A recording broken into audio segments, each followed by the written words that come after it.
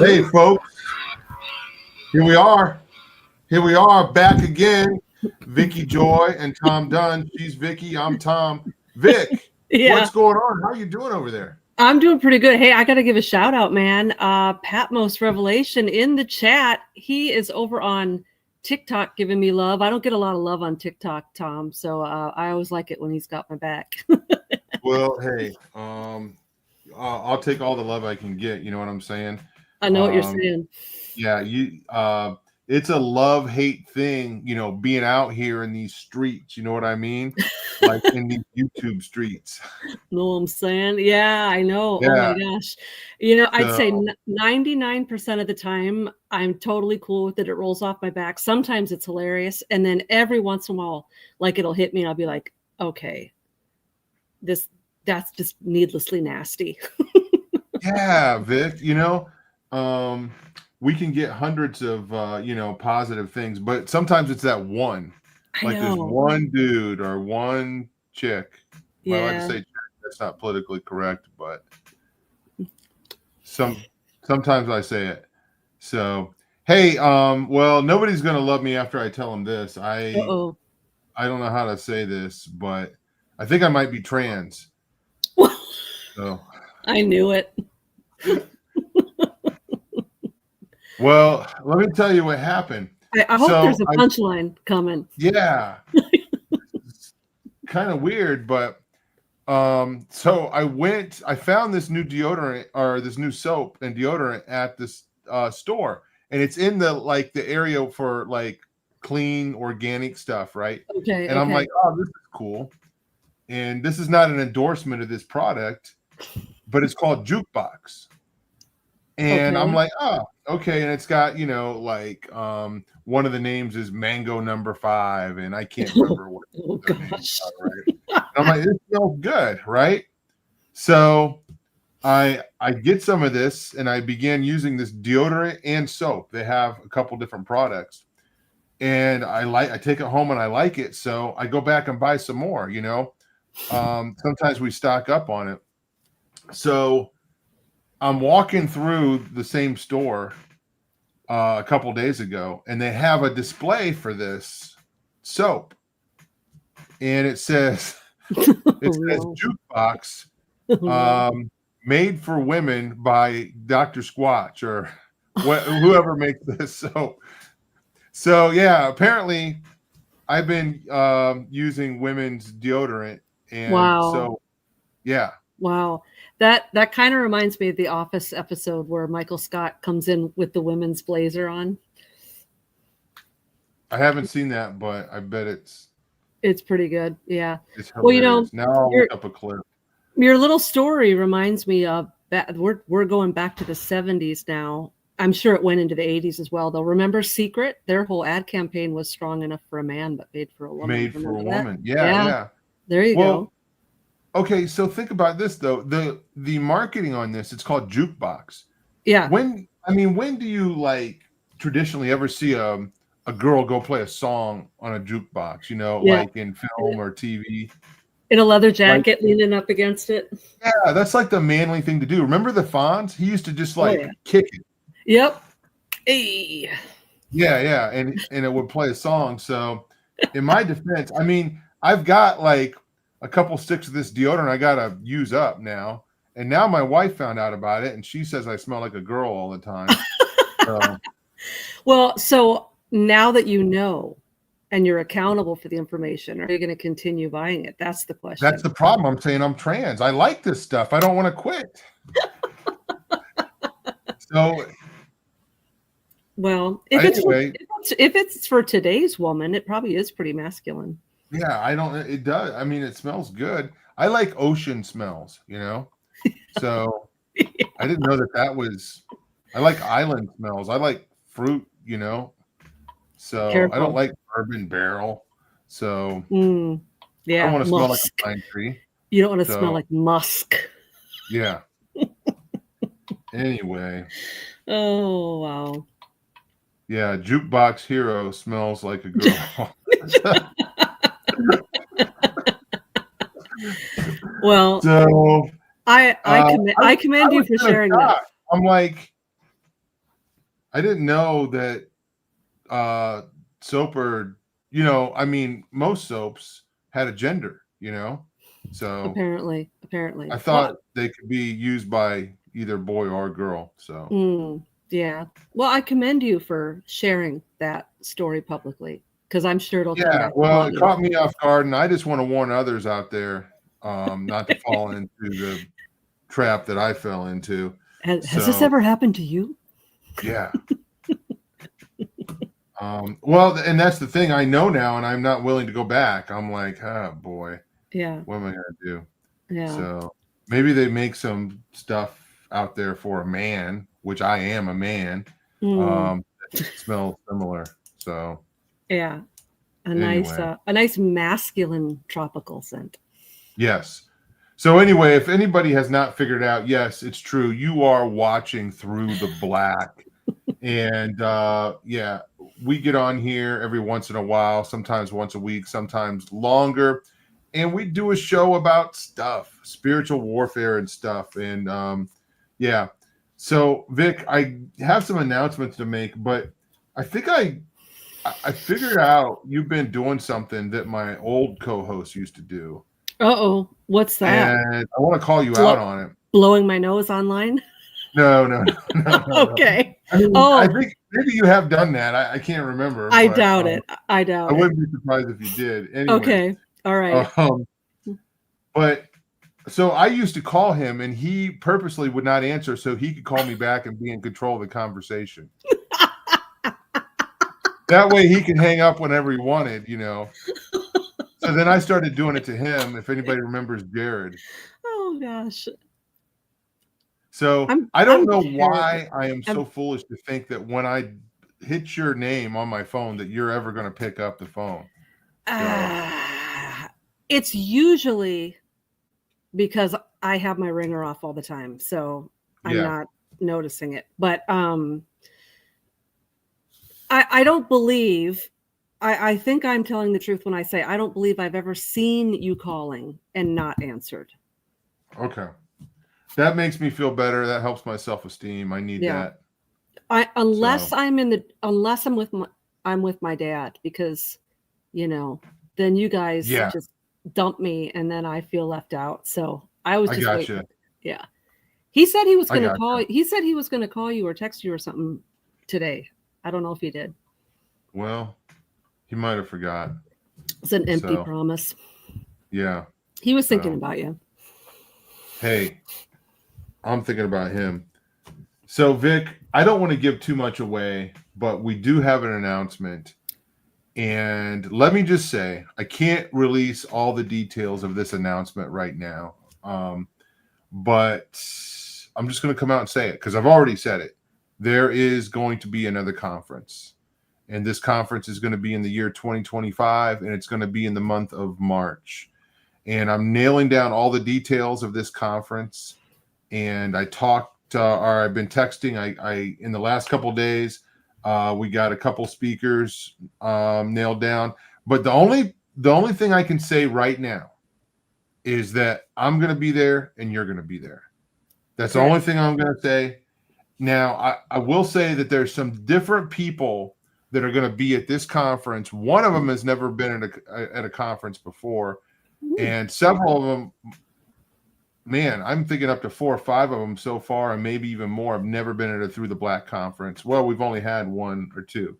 So anyway, we're doing some different stuff this time. Okay. I was going to call it in a conference and evangelism workshop, but that's just kind of too wordy. But we do want people to come to this conference and walk away with some equipping, right?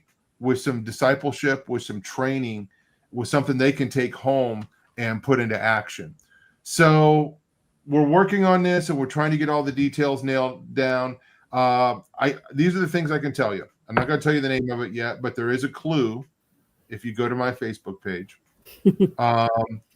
And it is in March, and it's going to be in Mansfield, Ohio. So we've got a great facility to have it at, and stay tuned because sometime in December, the registration is going to go live for the conference. So that's all I'm going to say about that. Stay tuned, folks. Awesome. And if you're hearing this, pray for us and pray for the conference. We're in a little bit of a different spot than we were when we did this 2 years ago. And we don't have a lot of the momentum that we used to because things have kind of changed with our show. Things have changed in our lives. And we want this to be a success. And we want to see just people really, just inspired and helped. And yeah, we're not doing a conference just to do a conference. We're doing it because we want to make a difference. So, and it's no fun to do these things. So there's a lot of people that, and that sounds horrible. What I mean is there's a lot of backlash and attack from the enemy. Yeah. And, and I'll be honest with you, doing the conference 2 years ago, messed up my taxes big time. Oh, and I'm glad that because I just actually filed today and I got it all cleared up, but there were so many expenses and I didn't do a good job and it looks like income for me, but it's not income for me because I didn't keep any of that money. And it went back out and I didn't have all of my numbers and receipts. So anyway, what a nightmare. I'm glad that's over. I also want to mention, that we have been doing a campaign for over a year. It's called No More Dead Babies. And this campaign is about prayer and activism, and getting trained on how to defend life in your personal life, So if you go to nomoredeadbabies.com, you can get a free t-shirt. If you pay for shipping is like $7 some. The prices went up for us, and we are in a place now where we can finally grow this campaign, this ministry. So we're pushing it. And if you haven't gotten a shirt yet, I encourage you to do so. They're really fun to wear. It's especially fun. Well, it's fun to receive the love, but it's also fun to see the sour looks on the faces of the people that don't like them. It makes you feel like a Boy Scout, or hey, I'm doing my good deed today. So all the people that apparently like dead babies, that's just wild. That's wild to me. It is wild, and people are like, we're making the statement, no more dead babies, and they're basically saying, no, we want more dead babies. So how crazy is that? And that's part of the dilemma for them. They're like, oh man, I don't want to show that I don't like this, because when I show that I don't like it, it means I have to admit that I do want more dead babies. So that's the beauty of this campaign. It puts these people in an awkward position to force them to admit what their real motives are. So yeah. It's easy to not be offended when you call it healthcare. Yes. Yeah. It's healthcare, Vic. Yeah. It's healthcare. For who? So, hey, I know that you are working like crazy out there, and you're doing your usual thing, podcast, stuff like that. Any updates from Vicki Joy's world, or we just gotta wait longer? Been plugging along. I did a lot of traveling in October, November. This is cool. Oh man, Tom, we haven't talked in a while. We went to a conference that was sponsored by Chris Price of Camp Herman podcast. Okay, yep. And it was in the LBL, the Land Between the Lakes, in the kind of the Kentucky area. Have you ever heard of the Land Between the Lakes? It's I saw some of the promos for that conference. So okay, that area is renowned for a lot of paranormal activity, specifically cryptids, dogmen, mounds. Super fascinating paranormal history where I can't go into exorbitant detail, but the innkeepers where we were staying were telling us the history of the town and how they purposely flooded the area, and they lured all none of the townspeople wanted to sell their homesteads, so they lured them into town under the guise of some sort of meeting or whatever, and then while they were at the meeting, they flooded everybody's farmland out, and they were hiding mounds that are still under some of these lakes. It was just crazy area. So we had a conference there. That was super fun. It was a small conference, but got to see some of our friends. And then I was in Tennessee last month, and I got to trek on over to Tony Merkel's studio and hang out with Tony and Joel Thomas, if anybody's familiar with Joel. So, yeah, I've been doing a lot of traveling, a lot of podcasts, a lot of phone calls, Tom. This is why it's okay if people want to leave nasty stuff on my socials. First of all, it's great for my algorithm, so thanks. But second of all, for the couple people that are on there upset, it doesn't outweigh the balance of the hundreds of people I have gotten to talk to on the phone since this book came out who are getting set free from sleep paralysis, where we're doing the prayer mapping, we're praying to the source, we're praying, we're confessing sins, we're talking about these covenants, we're praying, and people are getting set free. So it so far outweighs any of the trolling. So I am on the phone quite a bit every month, every week as well, but it's just been amazing to be part of that. And I kind of feel like that's a perfect sort of adjunct to what we're doing here at Through the Black. And so let's make sure, because we have new listeners all the time. Can you plug your website and plug like your book and all that stuff?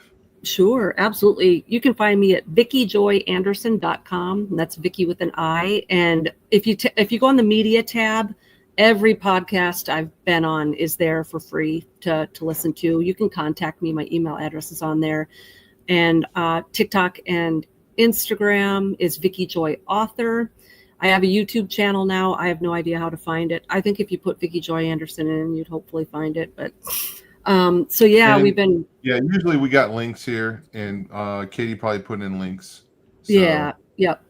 So I kind of came out of the gate doing a lot of stuff with sleep paralysis. Wrote a book called They Only Come Out at Night, Exposing the Dark Weapon of Sleep Paralysis. And I'm always, on board to talk about that. But thankfully, as the years have gone by, I'm able to talk about some of the other things I'm really interested in as well, like the Bible and theology and doctrine and other cool conspiracies and things like that. So a little bit of everything. And somewhere in there, I'm trying to write a book, but we'll see. Hopefully that'll get done by the end of the year. So, Vic, we're going to get into some stuff here in a little bit, and we just kind of threw a dart at a dartboard and picked a topic to talk about tonight. That's the way we usually do it. We're like, have we covered P. Diddy yet? No. No. So we're going to talk about that. But before I get into that, I want to ask you something, because this came up today in a conversation. I was talking to somebody and praying with somebody today, and this person was not struggling with this at the moment, but they told me about a time in their life when they had these intrusive, blasphemous thoughts that they couldn't shake. And they were really terrorized by this, and they didn't know where it was coming from. So it was, if somebody doesn't have like an understanding of spiritual warfare, what do they do? They're like, it's almost like just a harassment. But have you heard of this, and what do you recommend? I've heard of it, and I've heard of it from different angles, right? And just don't go to the doctor. You start telling people you're hearing voices, you're down a long, lonely road. But so I've heard of a militarized version where targeted individuals they'll be talking about like the voice to skull stuff, where it's all the intrusive thoughts that are from a technological standpoint are coming at them. And then I've also heard Christians talk about, like, every time they try to read their Bible, their mind is like flooded with like sarcastic thoughts and cynicism and just kind of like disgust, or it can happen like when they're at church and they're trying to listen to a sermon and they're just kind of like, all the voices are like sarcastically like responding back to the pastor. And so, yeah, It is extremely exhausting when that's happening to you and you're trying to implore a take every thought captive approach, because you will literally exhaust yourself physically, mentally, to it, because it's nonstop. I know Mary Lou Lake talked a little bit about that in her book, like What Witches Don't Want Christians to Know, it's something to that effect.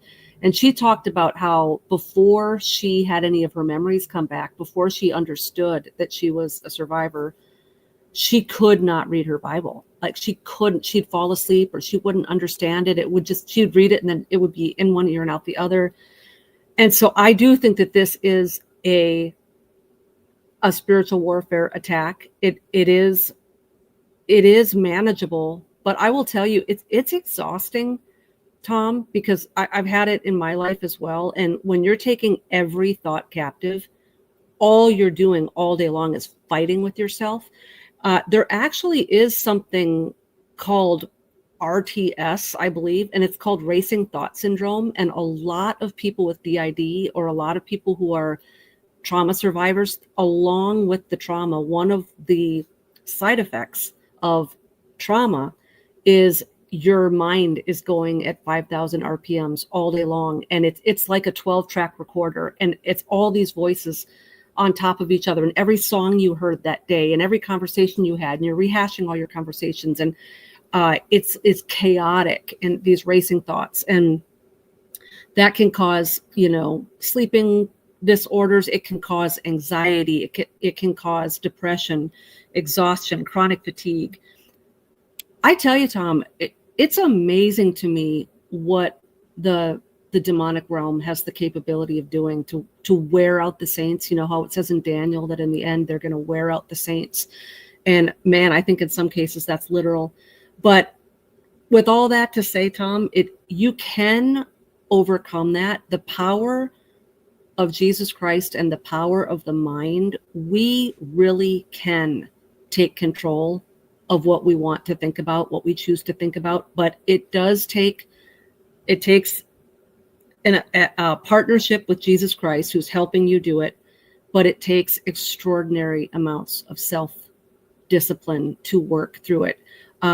Just taking a pill or having your little glass of wine every night, it's just a temporary fix. You've got to find a way to go to war with your mind and win that war. And I will tell you from personal experience, because I used to have that you can get all of that cerebral clutter silenced, and you can have peace. There's so many scriptures that talk about how we can have peace.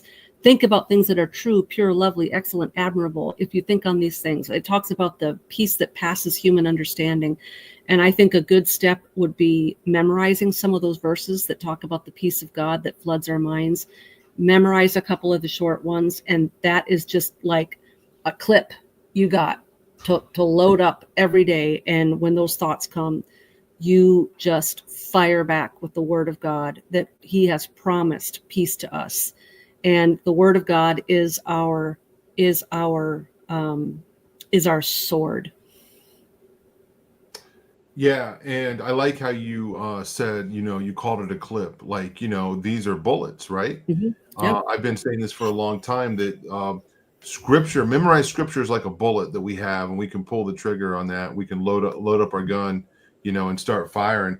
The enemy whispers a lie, and we have to remove the lie and replace it with the truth. Yeah. So, man, I tell you what, Russ used to talk about this, about just kind of like driving down the road, and then he would always say it's uncanny how you can have a thought introduced into your mind, and then the enemy is so good at doing that, he makes it you think that it's your thought. And I've had that happen where I'm like, Lord, this is not from me. And it could be, it's happened to me, like a blasphemous thought, or a lustful thought. And I'm like, Lord, that's not for me. Now, there's definitely been plenty of times where it has been for me, and it can originate, from the flesh. But the enemy has the ability to put thoughts in our head. Okay. That's those fiery darts. And I've told this story. It's been a long time since I've told this story, but I remember being at work and I had these really weird thoughts. And I was like, where's this coming from? And I don't know how to describe this, but it was like the word lust kept coming to my mind. And I'm like, what is this? And I said, Lord, this is not from me. What's going on? And I began to pray about it. And I'm like, show me what's happening. And one of the workers at my job, who was like somebody that would like move different jobs around, the whole lab. She came over and I saw she had written on her hand lust, the word lust. Yeah. Weird. And yeah, it was really weird. And I don't know how to describe the thoughts because it wasn't like any kind of X-rated or explicit thing, but it was like it's almost as if I could feel like something in the air and it was trying to get to me, you know? I don't even know how to explain it, but I knew that it wasn't coming from within, but once I saw that, I began targeting that person in prayer. And that person had some issues, and I can't even get into them on the air. This was years ago, but and it was not even anything that was hidden. So all kinds of sexual deviance, and yeah. Anyway, Wow. Think about like the people that we go to the grocery store with, or it could be anywhere. If you're going to school somewhere, if you're going to work somewhere, and you show up to work or the store and you're surrounded by people, who knows what that person is dealing with? Who knows what kind of demonic presence is trying to attack that person or could be attached to that person? So if we kind of rub elbows with these people, I think that it can have an effect on us to a certain extent. Does that make sense? Even though we're covered in the blood. I mean, what do you think, Vic? It makes absolute sense. I used to always just chalk it off to the fact that I'm introverted. So I'm like, oh, when I come home, I refill my cup, right? That kind of a thing. But it did dawn on me really in the last like 8 to 10 years, probably since being introduced to Russ and listening to him and then, getting to know you and being in this realm, that sometimes like I'll go out and I'll run a couple errands and there was absolutely nothing exhausting about that whatsoever. There wasn't anything stressful. I didn't almost get in a car wreck or, everything's fine. And I would get home and I would just have this absolute chronic fatigue hit me. And I just kind of thought for the longest time, well, I'm introverted or it's part of autoimmune disease or something like that. And what I had a few people explain to me is that as Christians, if we have empathy, if we're tuned into other people, if we have compassion, that when we're in a sea of other people who are just full of stress and hurt and heartache and brokenness, that to a degree we can kind of almost, our spirit senses that, and that when we get home, it's almost like we're crushed under the weight of all of these burdens. But it's a very subconscious level thing. It's not like you're reading their minds and you know who's going through what, but that really made a lot of sense to me. So I decided to I'm going to test the spirit to see whether it's of God, because it does sound kind of mystical. And so I'm just more aware now when I go out in public to pray, not only just for my own safety, but just praying that I could come home still having my energy and my joy intact, because how sometimes your joy and your energy just get sapped from you. It's almost like it's getting sucked out of you, and it doesn't make sense as to why that's happening. And I do think I don't know that I could explain it without it coming off sounding really needlessly weird, but I just think that sometimes when we're out just in the sea of humanity, that it's almost like we come home with all the muck on us. We almost have to do, prayers to kind of get our energy back.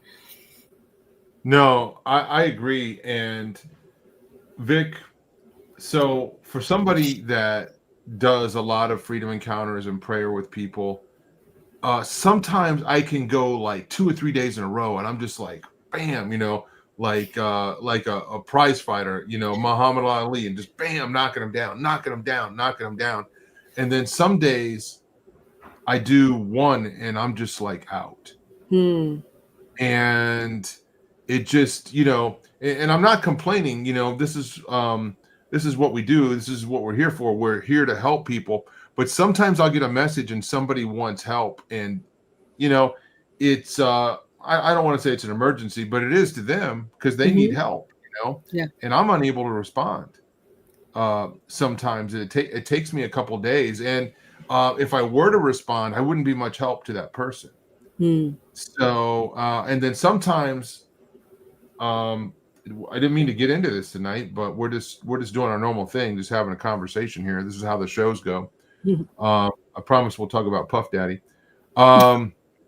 Sometimes I just I'm not ready to respond, and people, I know they know that we're human and we're not Superman.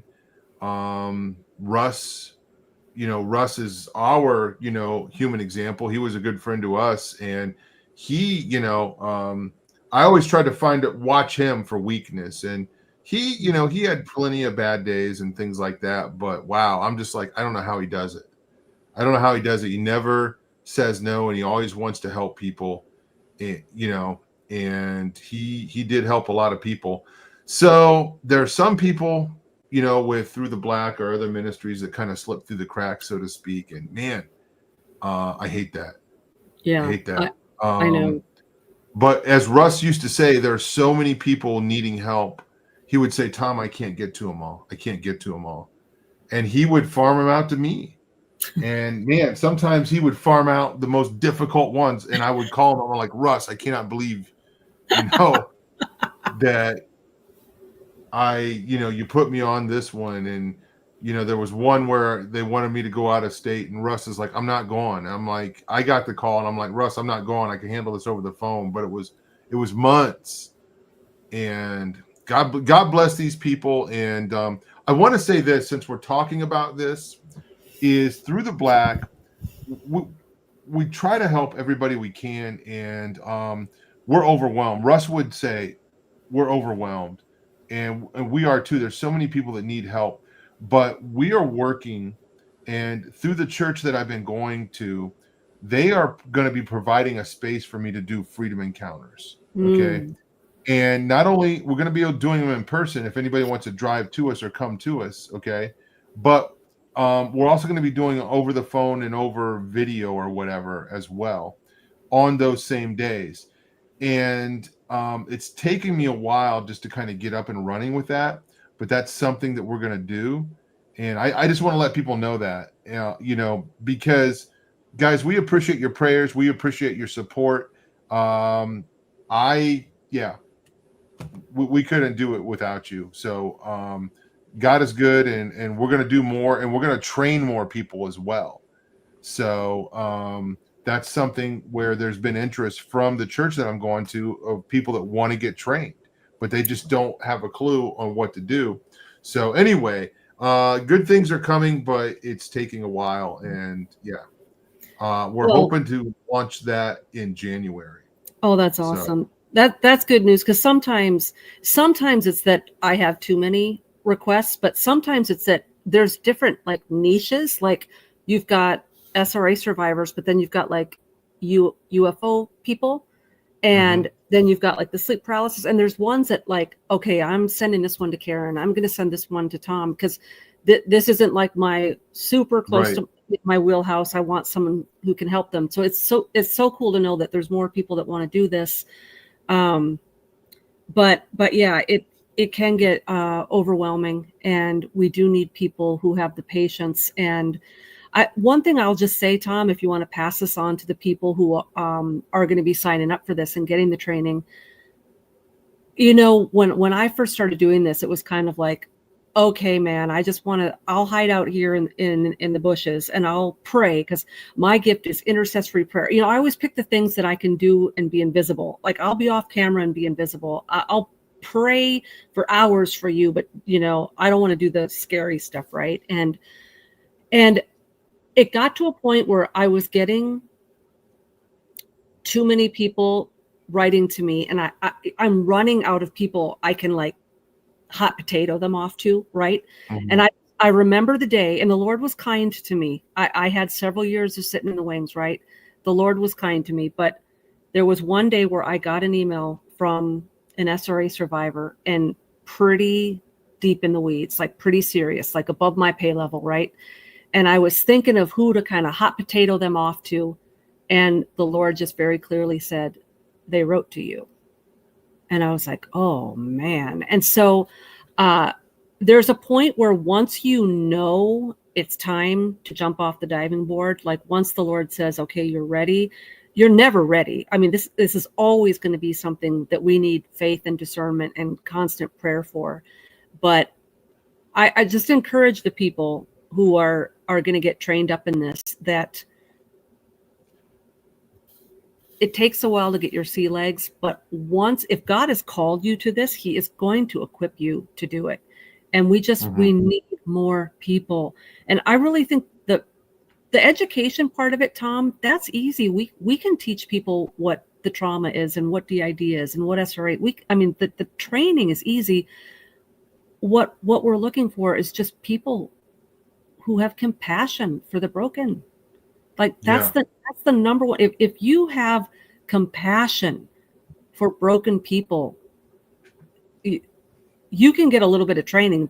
That's the part you can't train people in, is I'm going to stick with you.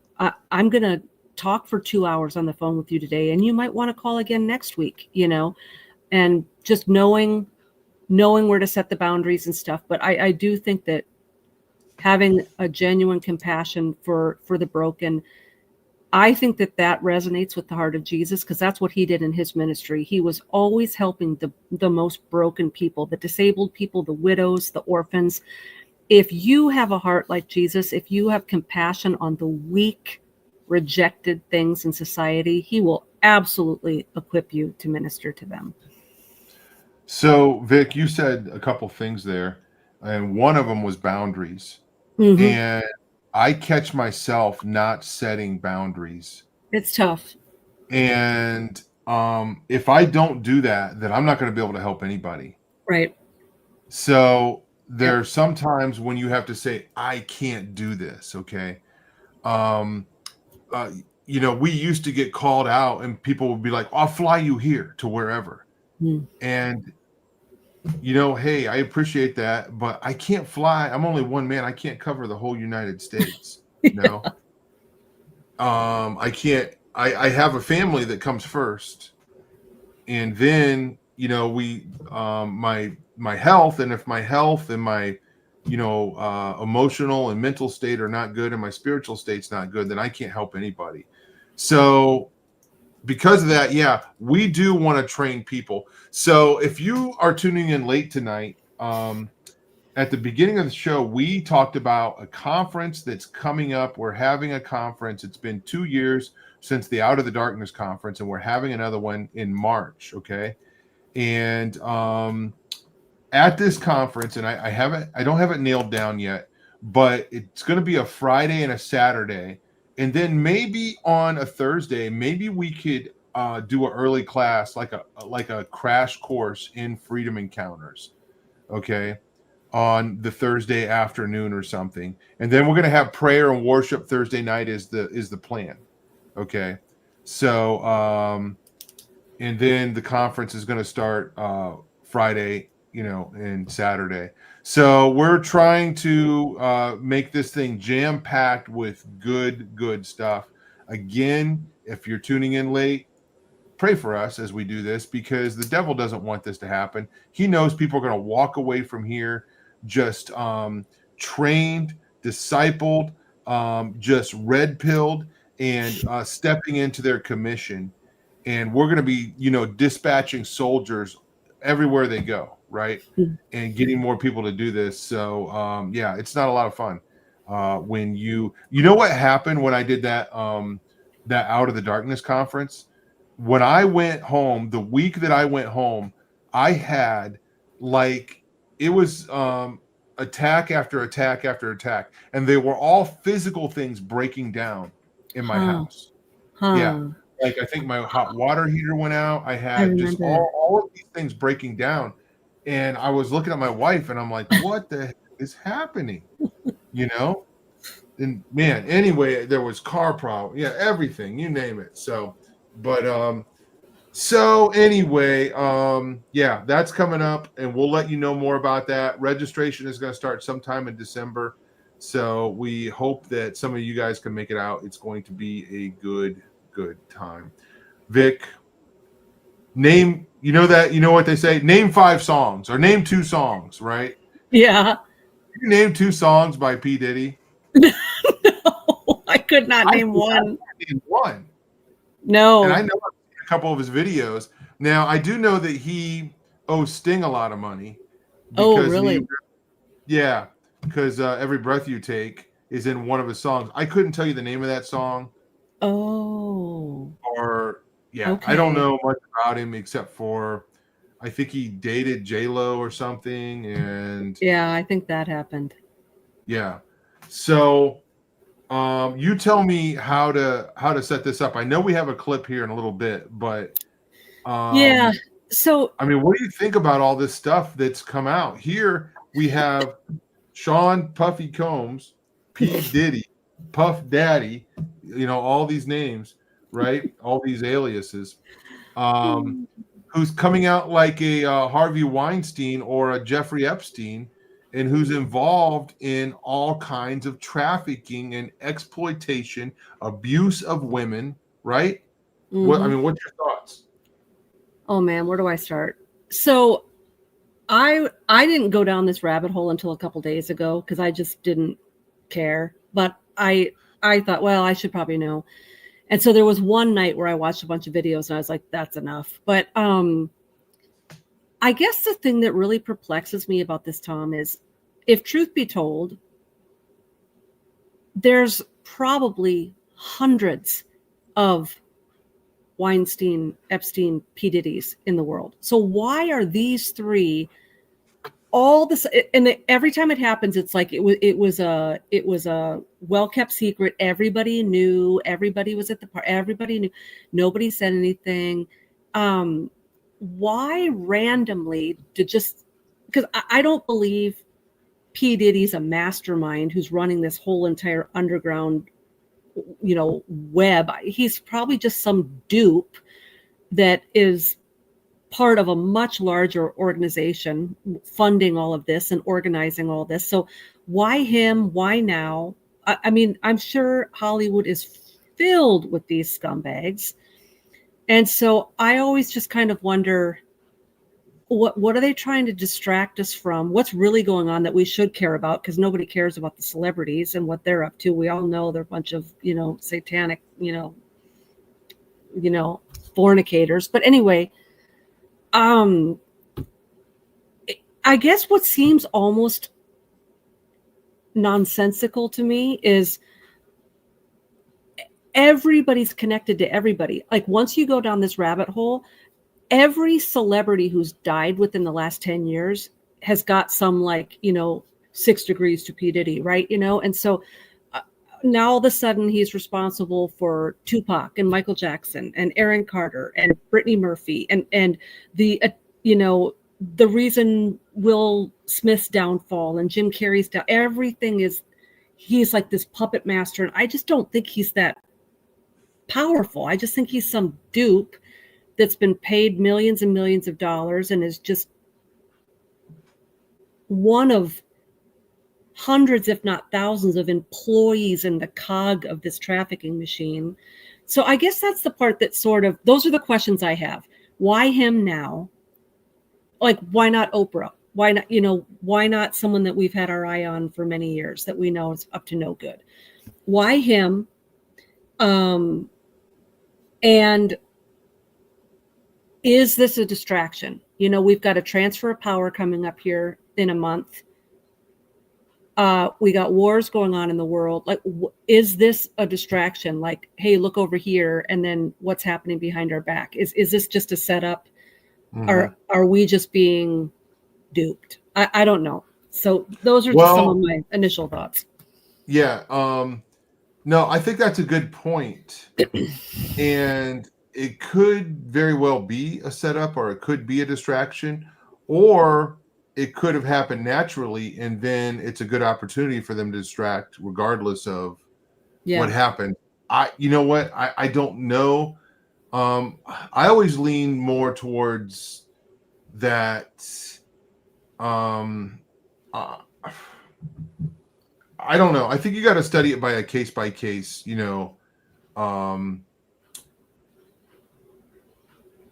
what am I trying to say here? There's definitely things that come out that are really insignificant when they're trying to distract. Of course, I was talking to some friends a couple weeks ago about the movie Wag the Dog. That's exactly what that movie is about. Have you ever seen that movie? I haven't. So there's some kind of scandal with the president. This was made back in the 90s, I think. And they create a fake war to distract the public with, because the president got caught in a scandal. Now, this movie came out during the Clinton years, okay? So anyway, I believe stuff like that happens, no doubt about it. And I think they like to capitalize on these things at times that are convenient for them. And, we knew when the Epstein information came out, we know that the media covered that up. There's that famous hidden camera report by that newscaster talking about, man, I had all this stuff and they wouldn't let me report it, right? Mm-hmm, mm-hmm. So here you have a news reporter who's apparently not in on it, okay? Mm-hmm. Who is just doing her job, and maybe she's leans left or whatever. Yeah. And the people up top said, hey, you're not allowed to report on this. And she's like, and the problem with that is that she went along with it, okay? And she didn't quit her job. That's where the biggest problem with her is, I think. Mm-hmm. Now, some people would say, well, she was in on it because she didn't report on it. I don't know. It doesn't seem like it. I try to examine body language and, what people say and, things like that. So I think of Jack Ruby. The JFK assassination, I think, is a good kind of a template that we can look at and look through at other scandals or other cover-ups, and we're like, okay, who's Jack Ruby? Who is Oswald in this case? Who's the new Oswald? Who's the new whatever? Jack Ruby killed Oswald in a garage. Somebody let him into the garage. He walked up and shot Oswald point blank range. And then obviously he knows what's going on and he's not talking, and he rots away in prison, right? So, I mean, that shows you that there's a bigger conspiracy. They had to shut down Oswald because, in my opinion, Oswald didn't shoot the president. Mm-hmm. He probably didn't even fire a gun that day. Okay. And they had to kill him because that was going to be proven. And if they didn't, convince everybody, that it was Oswald, then it was going to be a bigger mess. So anyway, I went down that trail. So who is P. Diddy? Is he a Jack Ruby, or is he an Oswald? Is he a patsy? What kind of power does he have? Is he is he a Weinstein or an Epstein? I don't know. I'm looking at all this stuff and trying to figure out, how this happens. It seems like people are running, but some people like fled the United States recently, but who knows if that's true or not, because I've heard that before and it turned out not to be true. Mm-hmm, mm-hmm. There's also, I guess, the possibility that he if you think of this in terms of like, let's say Hollywood is a big, huge mafia sort of a situation where we've got tapes on everybody, so you got to stay in line. Is he getting punished? Did he step out of line? Did he get too big for his britches? Did he snark on the wrong person or whatever? And is this his just punishment? Like, okay, you're falling from grace now. You betrayed the wrong person. This is your punishment. We're done with you. You hear stuff too, Tom, and I don't know if any of this stuff is true, but you hear stuff about the $30 million club. Have you heard of that? I have not heard of that, but so apparently, allegedly, that if you're in Hollywood, if you're in the music industry or in that world, that you can never break 30 million until you join the club. So, and it usually involves a blood sacrifice, the death of a family member or something. And then you have to, they're never going to give you anything above the 30 million mark if you don't play the game. And so it could be a situation like that where, because I've also heard that sometimes those things are contractual, like you'll get 10 years of fame or you'll get 30 years of fame or whatever. So like, maybe Diddy's contract is just up. We don't need you anymore. You're old and irrelevant. No one can name 2 of your songs. We've got other people now who are younger, better looking, more powerful. They have more sway with the public. Obviously, this group, this like graduating class of celebrities, they failed their task this year. They didn't get their person elected, right? That's what they were all out there for, to do the endorsements and sway the public opinion and get all the young people voting. And it could just be like, hey, we got a clean house. These celebrities are old and irrelevant and the young people don't relate to them. We got to get a new class in. I don't know. My brain goes all over the place. And I'm not set on any of these answers. I just, when I see stuff like this, I think, okay, what's really going on here? Because obviously this is some sort of theater going on. I don't take anything that happens in Hollywood at face value. But what's interesting to me though, Tom, slightly changing subject to the most important thing here, because I don't give a rip about P. Diddy and his parties. But here's the deal. For years now, people like Macaulay Culkin, Elijah Wood, most notably our bud Corey Feldman. How many of these child actors have to come forward and blatantly tell people what's going on? And now this Diddy stuff comes out and everyone's like shocked over what happened to Justin Bieber and all these others like Jaden Smith and Aaron Carter. Like, are we really shocked by this? Because Corey Feldman's been telling us about it for at least 30 years now. Yeah, no, and I think those are all good points. Let me give you, I want to go to an example kind of going the other way. And then I think we got a clip. Probably now is a good time to play that clip that you had right here in a minute. Yeah, we can play that whenever. Well, I was just going to say, so if anybody doesn't know, and I don't talk about this that often, but my cousin, okay, who I never met, far as I know, unless we did at a family reunion when I was a kid, was this guy by the name of Ryan Dunn, okay? And he was in a very famous movie series about crazy stunts, okay? He was also on the show Viva La Bam with Bam Margera. His dad and my dad grew up like brothers. His grandpa and my grandpa were brothers, okay? And Bam Margera was out west somewhere when my cousin, Ryan Dunn, got into a car drunk and wrecked it, okay, in Pennsylvania. Now, I heard people say that Ryan Dunn was Bam Margera's sacrifice so he could go up in the, in Hollywood or whatever. And they said it so matter-of-factly, like they had the documents or whatever. And I'm like, I know from family what happened with that. And I know that he was in a bar. I know that he got drunk. And I know he got in his car, his new sports car, that his dad warned him, said, don't kill yourself in that thing, son. Oh, gosh. And he had a history of struggling with alcoholism. But, there's videos out there that say Bam Margera killed Ryan Dunn. Now, if you watch the reaction of Bam Margera and how emotionally distressed he was when he found out his best friend died, he was tore up. And these same people will say, well, that was all fake. That was all fake. He killed him. He done this. Yeah. So that's an example of something that I know, personal information on. Okay. And it's, it's not all, I mean, it's out there too, that's what's happened. Okay. Anyway, somebody will probably still send me an email and disagree with me, whatever.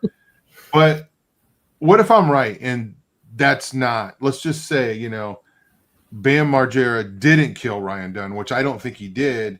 Then how many other stories like this that people are saying, so-and-so is this person's blood sacrifice, I don't know. I know. A lot of these things seem very suspicious, but how many of them are just, when this happens, people just start rolling with it and making assumptions that are not true. Now, okay, that being said, I'm playing that card out there just so I want the listeners to know that we don't believe every single one of these things that we hear. Right. And we need to vet these things out. We need to pray about it. We need discernment. I can't prove anything about Oprah or Hillary Clinton, but I have 100% confidence that they're doing some wicked stuff, right? Yeah. Yeah. So, why, if you look at what P. Diddy was doing, he was behaving like he's never going to get caught. And so was Jeffrey Epstein. So was Harvey Weinstein. They were behaving and treating women and whoever else like they were never going to get caught. And they had, P. Diddy had the arrogance to video record his crimes. And that's how he got in trouble, because he sent them to somebody bragging about it, and then they turned him in. So if, say, he is the top of the pyramid, I don't necessarily think he is, right? But say he is, then there's law enforcement involved that did the right thing. Okay. Finally, law enforcement did the right thing with Ghislaine Maxwell, and they did arrest Epstein. And there's always somebody higher, and I believe satanic rituals are involved. And where do they fall in? I don't know. But we just know too much to know that they're not happening, or to know that they are happening, that they're not happening, is what I meant to say. So, and we've heard the testimonies. I believe these survivors and these whistleblowers that are coming out, the people that we talk to. And man, I was just talking to my friend Jared today, the old co-host of this show, and we were talking about some cases that freaked us out years ago when we started working on the film Detestable. And I said, man, that one, it messed up my whole next day, because I was given names of politicians.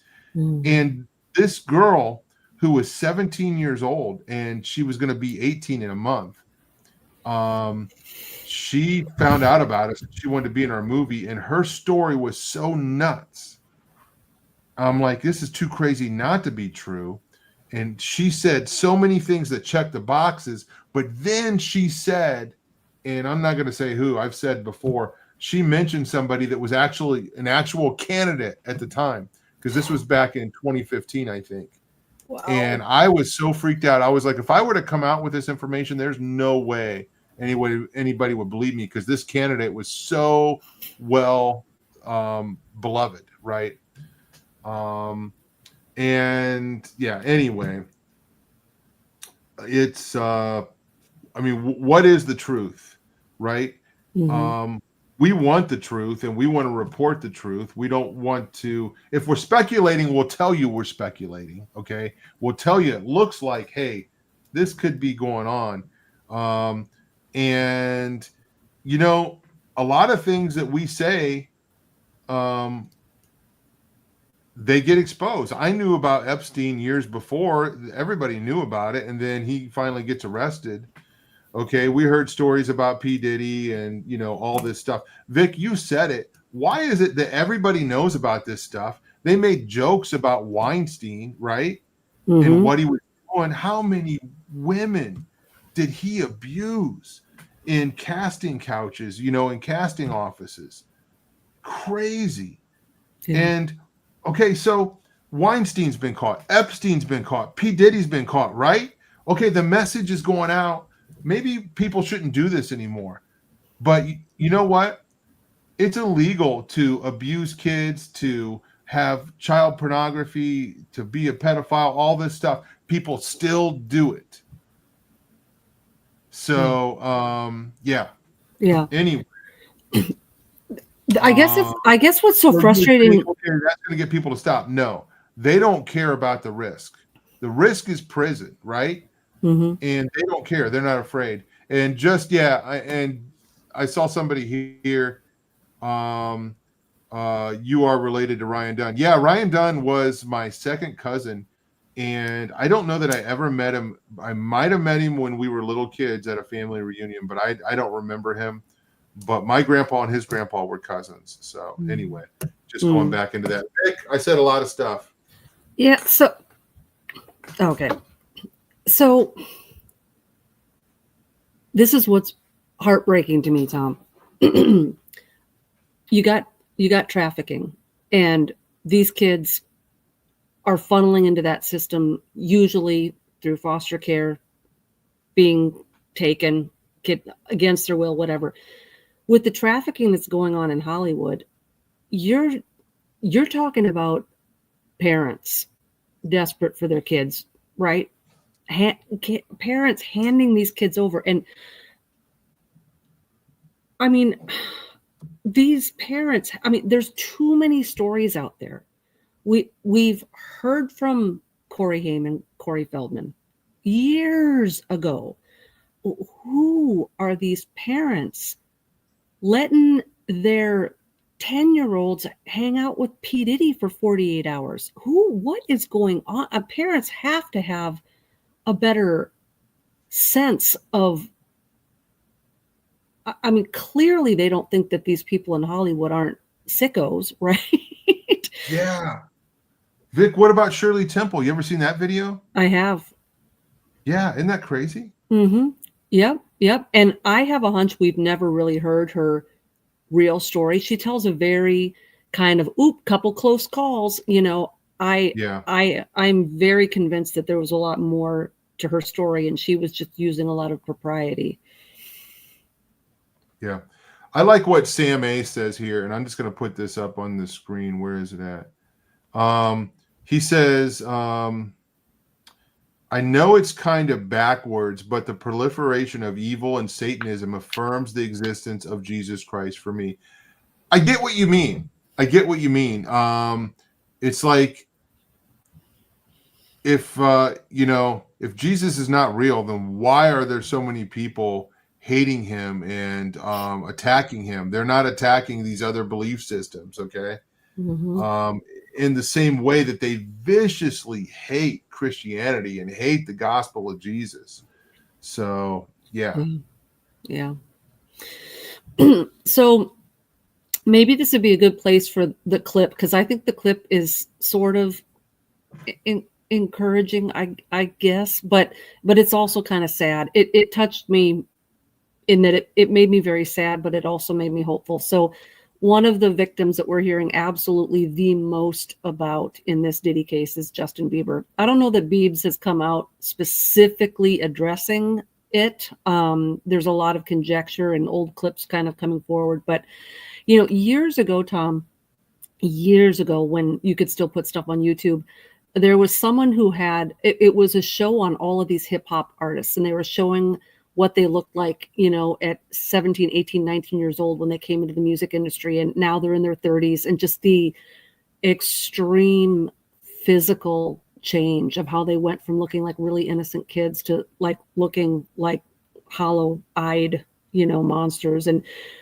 the video, they were specifically talking about this head to toe tattoo trend going on in specifically in hip hop, and the psychological response, the direction that this video went was that the tattoos are a trauma response. You know, kind of like how teenage girls will cut themselves, and there's a whole psychology behind being in control of your pain when you're being abused and things like that.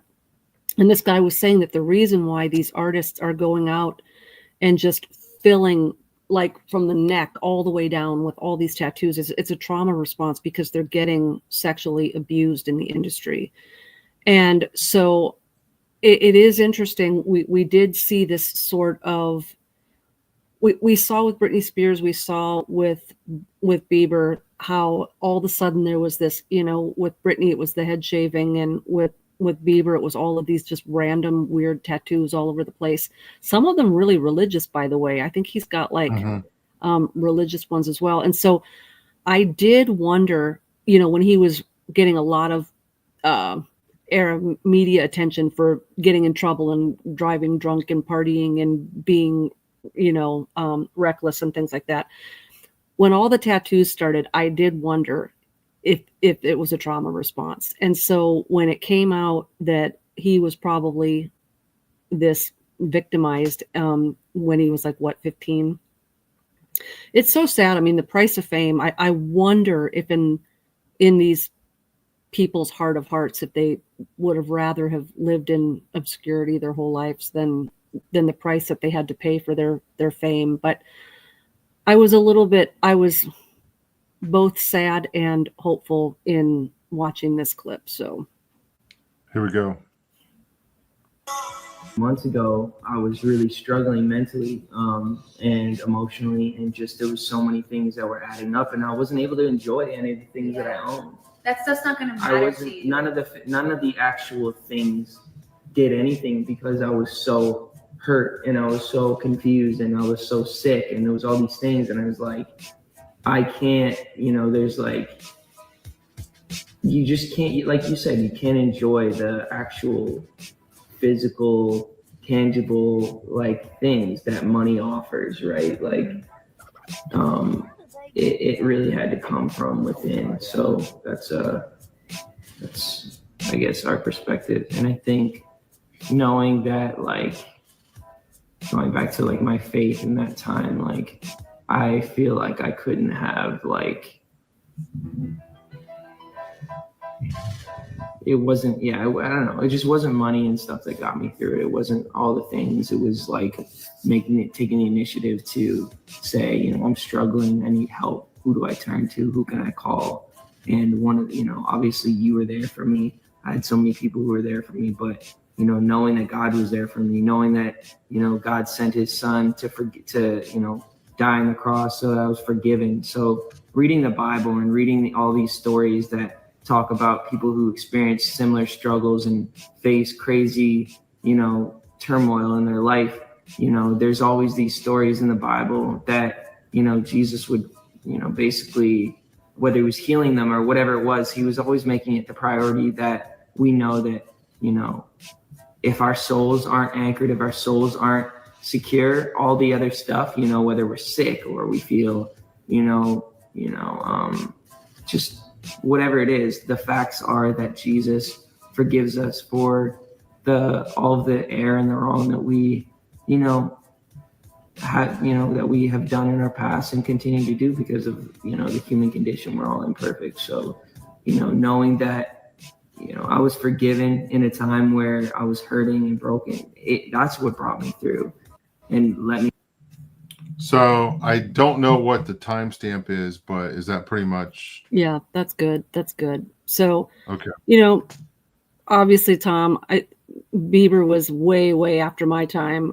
I think the boy band in my youth was New Kids on the Block, right? It's been a long time since I've listened to boy band kind of stuff. But so, I mean, I don't obviously follow the Biebs. I mean, I know more Bieber songs than I know Diddy songs, I can tell you that. But I just had so much empathy for him. But, you know, I've heard celebrities talk somewhat nebulously, like about God in general or, well, God loves me. And I was just really heartened to hear him kind of lay out the gospel there. You know, God sent his son Jesus to die on the cross to forgive me of the wrongs that I have done, you know, but it was just hopeful to me, despite everything he's likely been through, that he recognized that the fame and the money and all of the material things that he could purchase, that the thing that got him through that broken time was knowing that he had forgiveness.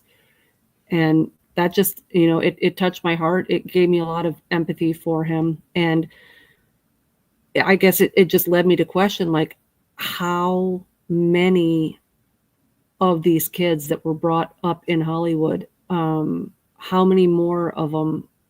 I mean, parents have to know what they're getting these kids into when they're bringing them on all these casting calls and stuff. It blows my mind that there are parents out there that don't know or understand or care the peril that their innocent children are in. And how many of these washed up, you know, child stars do we have to listen to? I mean, they so many of them end so tragically. Sometimes there's some encouraging ones. Do you ever follow, like, on socials or anything? Tom, do you remember Ricky Schroeder from, like, Silver Spoons? Yeah. He's a Christian now, and he's always posting stuff about God, about the, like, politics, abortion, about pornography. He's like a strong voice for it. He's married. He's got these beautiful children. I don't know. I just don't want to say, I know that there's child stars that have gotten through on the other side, you know, but no, I love seeing that. And there's some other ones out there that's real encouraging.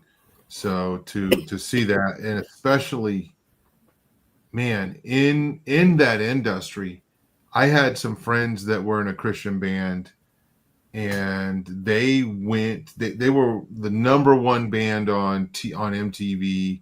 They were, you know, all over the place. And I met them at a coffee shop, and I was friends with them, and they went to the highest, you know, that you could go in the world. And they very boldly proclaimed Jesus Christ everywhere they went. And they tried to put it in every interview. But at the same time, I mean, that wore them down over the years. And there have been just effects, not only of just working so hard to be in a band. I mean, anybody that's in a band, it has an effect on your family life. But then just being in that environment, okay, you're in an environment, and they went to Ozfest, they proclaimed the gospel, and people, you know, that was a big controversial thing for them back in the day. And I knew those guys at the time. POD, did I say the name? POD is the name of the band. And I met them in a coffee shop years ago. So, but my grandpa used to say, when you run with the dogs, you get fleas, right? And it's kind of like what we talked about a little bit ago. When you're in that environment, how many people are demonized? How many people are just, you know, who knows what they're dealing with? Maybe not even demonized, but just struggling with something. And it's an environment of sexual exploitation, an environment of Satanism, and all these things. Man, I went and saw this. I took my kids to see this band one time, and it was a Christian metal band, and they were playing on some tour, but they like several of the bands were pretty much like outright satanic, and these guys were outright Christian, very strong, bold Christians. So I took my boys to see this band on this tour, and we only went to see the Christian band, and I had a shirt on. It was a Project Josiah shirt, and the lead singer of the band saw the back of the shirt, and it said "Worldwide Strategic Intercession Against Dark Powers." That's what it said on the back of the shirt. And the lead singer came up to me. He's like, "Where'd you get that shirt at, man?" He's like, "Are you a Christian? I'm so glad you came here, man, because we need encouragement." So I said, "Hey, I have a shirt for you in the car if you want it." And I said, "But I can't get back in." He said, "I'll walk you out to your car right now."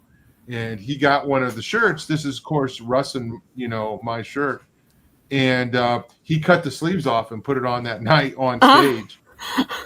But That's he was awesome. so encouraged because he was like a missionary going into a place where there's just dark occultic activity, like you're going into, any third world country where they're witch doctors or whatever. And I watched him get up on stage and sing the lyrics, and maybe nobody could understand them, but dude, the joy on his face compared to the hate and to the darkness on the other people's face, it's so weird. It was so weird seeing just the joy of Christ on this guy's face at this crazy, festival that they were at with all secular bands. I went down this road here. I don't know why, but what I was saying is it's hard to survive in that environment, and I wouldn't wish it on anybody. Yeah. You're going into the belly of the beast, and those guys are missionaries. I interviewed them years ago, that band. Anyway, yeah, lot we could talk about there. That could be its own episode sometime. But back when I was a senior in college, which I'm trying to think, maybe like 95, 96, something like that. And for my senior project, because I was a writing major, you had to do this big like writing senior project, right? And I had an idea of what I wanted to do. But in talking to my, guidance counselor who was going to be doing the project with me, she found out that I had this interest in screenwriting. And so she's like, well, let's do that. And I was like, really? And so I ended up writing this screenplay as my senior project. And she had some connections. And so I was able to talk with a Christian man who did screenwriting in Hollywood. And that's why I said this was a long time ago, so things were as bad, if not, maybe they're worse now. I don't know. But anyway, he said, unless you have a direct calling from God, like an audible voice or a sign in the clouds, he said, do not go to Hollywood. It is not a place for Christians. And he said, now some are called and some are legitimately called. And he said, but even if you never fall into the temptation yourself, even if you maintain your faith, he said, it is such a dark, oppressive place that it just crushes your spirit to even just be there. And that was, decades ago at this point. So I can only imagine how it's so much more overt now, I think. So, oh man, I know. I read a book about that years ago. It's probably been about 15 years ago I think it was called Behind the Screen. I can't remember, but it was about sending missionaries to Hollywood. And that's kind of weird to us because we think about sending missionaries to places that are kind of untouched, or to Haiti or to third world countries. But sending a missionary is about preaching the gospel to people. And anybody that takes the gospel, whether you're taking it to the grocery store or to Haiti or to Hollywood, you're a missionary. You're an ambassador for Christ. Mm-hmm. There's even people that witness to porn stars.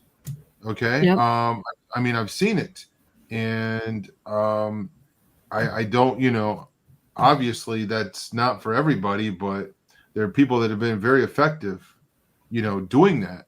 So I'm not saying people went into, these sexually explicit environments, but they targeted these people in prayer and witnessing to them in public. So, that's tough. And there's a song by a band that I listened to called Sacred Warrior. It's called Minister by Night. And I think I've read the lyrics to to that song before, but it's talking about going into the clubs at nighttime. Say, we minister by night. We go to places that you wouldn't even pass in the daylight. We're going after your kids and talking about praying for, pray for us. We minister by night. I love that song, man. So I highly recommend it. But Vic, are you like I don't know, I don't want to offend you or anything. Do you celebrate Thanksgiving? Maybe I shouldn't even ask. I don't even want to say what I do because No, we do, but we got really mixed up this year. We got an invite to some friends, mutual friends, people that Audiotopsy listeners, actually, throwback, right? And we had gone last year, and we had to decline because we had friends from Minnesota saying that they were going to come in and they were going to be here through Thursday. And so they came, and then they ended up leaving yesterday. So now we don't really have plans because the people that we thought were going to be here left, and it's too, I think, last minute to call someone up and say, hey, we're going to come over tomorrow. So gotcha.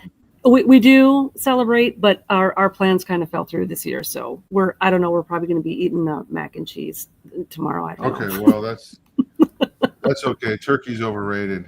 It is. So, well, I found a little video here that I've been sharing, and this I'll just share this right here for anybody that is going to find themselves around the Thanksgiving table with family. Let me see here if I can get this right. So I'm flying. I'm in front of the camera and behind the camera tonight. Katie's got the night off, but she's all right. I did hear from her. So, good. Yeah. So, okay. Volume's up. So here, this says, please keep it. Well, there's a play button in the way, but it's just like, please chill out during Thanksgiving this year. And then this is me. And behold, the horse paid for the rider. Its name was Death. Pull up Revelation. Not a bunch of crap like these New World Order pedophile devil worshippers. I'm so blown away by the power of our God that's almighty. Woo! And behold. So, yeah, anyway, there's a little bit of... Got some footage of my dad at a holiday dinner there. Like, Dad, please don't talk about all the genetically modified food while we're eating dinner. It scares the elderly. And yeah, I now have to psych myself up and kind of talk myself down as I'm driving to the Thanksgiving dinner. Like, okay, Tom, don't do it again. Don't do it again. Don't do it again. I'm surprised you still get the invite year after year. Yeah, well, and the problem is everything that's brought up, I have an angle. And I'm like, and it seems like I'm being unfriendly because I won't say anything.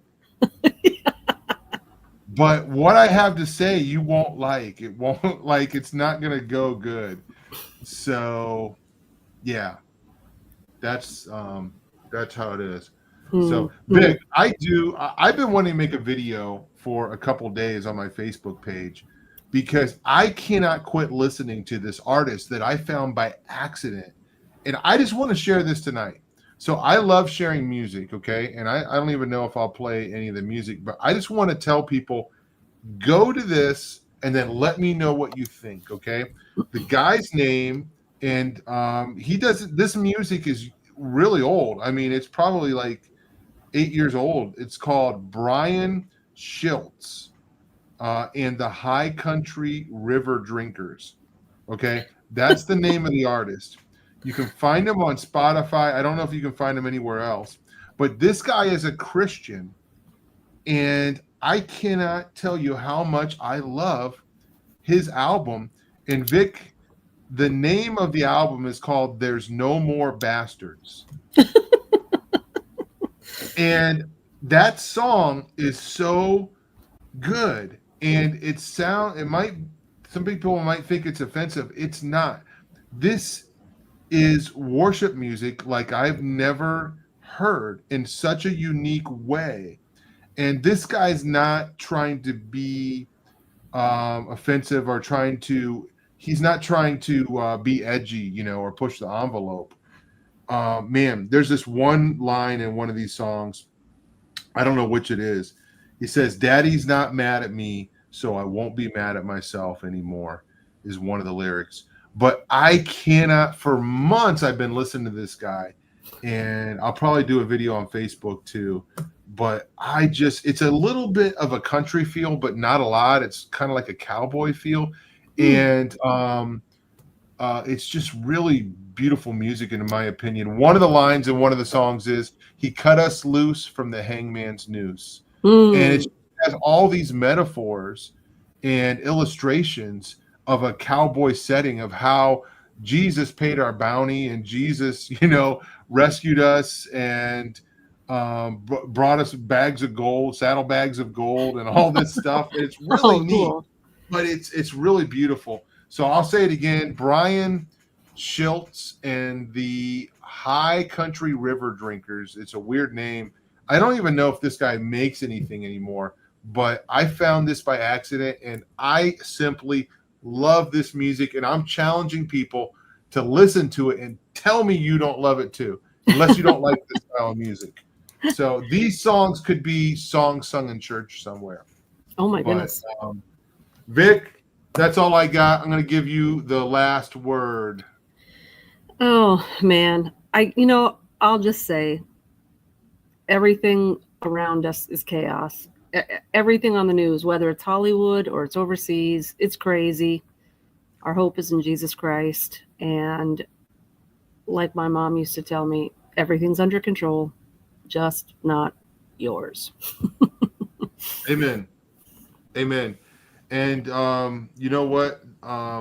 They have to get through God first before they can get away or do whatever they're going to do. I don't know what's going to happen. I lean towards they're not going to be able to get past God. So yeah, we were looking at some ideas for last week's show that didn't happen, but folks, just keep praying, and that there is a restrainer holding back even more chaos, if you can believe that, right? Yeah. So you know what? Jesus said he would be with us right up until the end, and he's not going to leave us before. So yeah. Lots of stuff coming up, guys. I can't wait till January. But until then, we'll have a couple shows before the new year. But for now, we're going to sign off for tonight. God bless you guys. We love you guys, and see you next time.